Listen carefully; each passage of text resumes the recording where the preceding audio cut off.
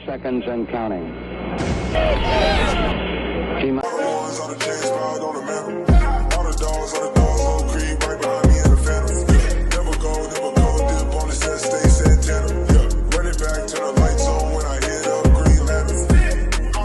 Hey, what's good, yo? Welcome back to another video. It's Anish, and today I'm going to be previewing the Rockets versus Pistons Summer League game today at 8 p.m. Central.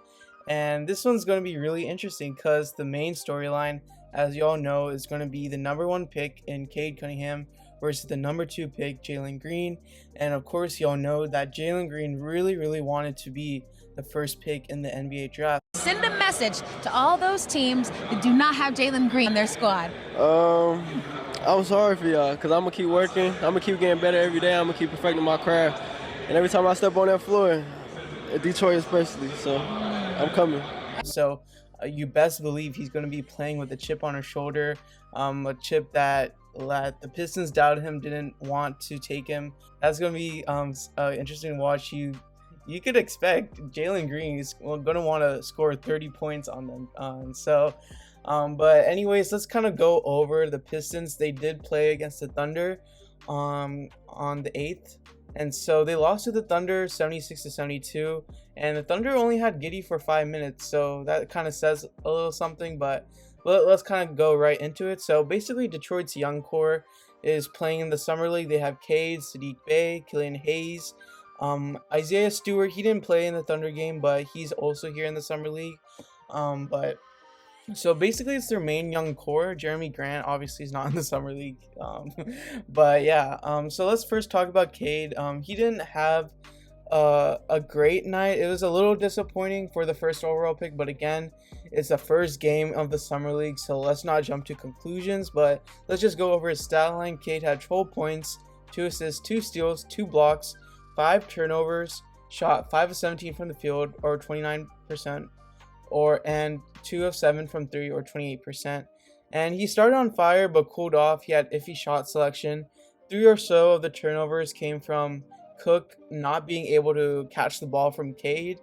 And Cade on defense, he had his moments, obviously, with the 2 steals, 2 blocks, but he had trouble defending the pick and roll, but most of the players were struggling with it as well. And some passes were rough from Cade. I think with Cade, he was a little rusty. Didn't get a lot of 5-on-5 action in the summer, so I guess he's just knocking out some rust. But he got some quality looks from 3, but couldn't make them, so that is a concern, I guess. But again, it's the first game, so not a big deal.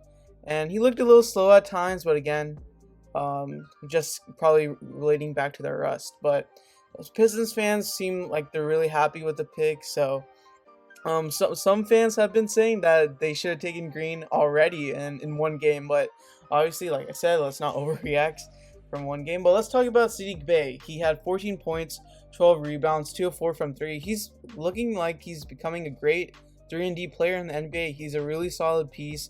He made an all-NBA rookie team, so he's looking really solid. He really tried to keep the Pistons in the game, and he seems like he's the leader of their team. And some Pistons fans think he's going to lead the team in scoring, or close to leading the team in scoring.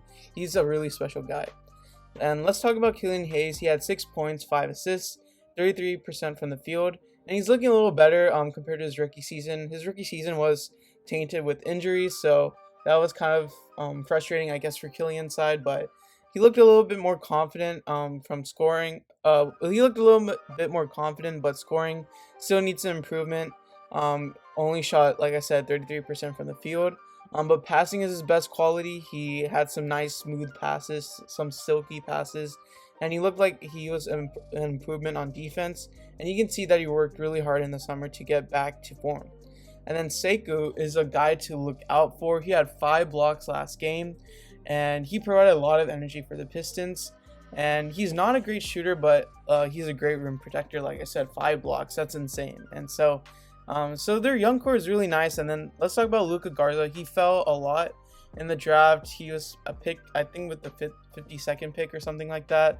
And he was the leading scorer in Iowa basketball history, and he looked solid at times. He was fighting for rebounds. He had played with a lot of energy. He made a nice 3, but his defense is really questionable as he bit on pump fakes and hesitation. So you best expect that Jalen Green, Sengun, and Jacob are gonna eat him alive. Sengun especially, I think, with his footwork and everything, Sengun's just gonna make Luca cry. I think it's just gonna be hilarious to watch, fun to watch. But yeah, and then Lee is supposed to be on the Pistons sniper, but he didn't play too much. And like I said, Isaiah Stewart didn't play either. Coach's decision, but some key matchups to watch. Obviously, Jalen Green versus Cade Cunningham. Sengun versus Garza. I think Sengun's just absolutely going to destroy Garza. Sengun basically outplayed Mobley, who was the third pick in the game against the Cavs. So Sengun versus Garza, I think that will go heavily to Sengun. And then Josh Christopher versus Sadiq Bey. I know Josh Christopher, he played guard, but I think in the NBA, if he is going to be playing, I guess maybe if he wants to be a starter or so, he might need to try to change into a small forward or so. And he's 6'5", so I think he can play the position.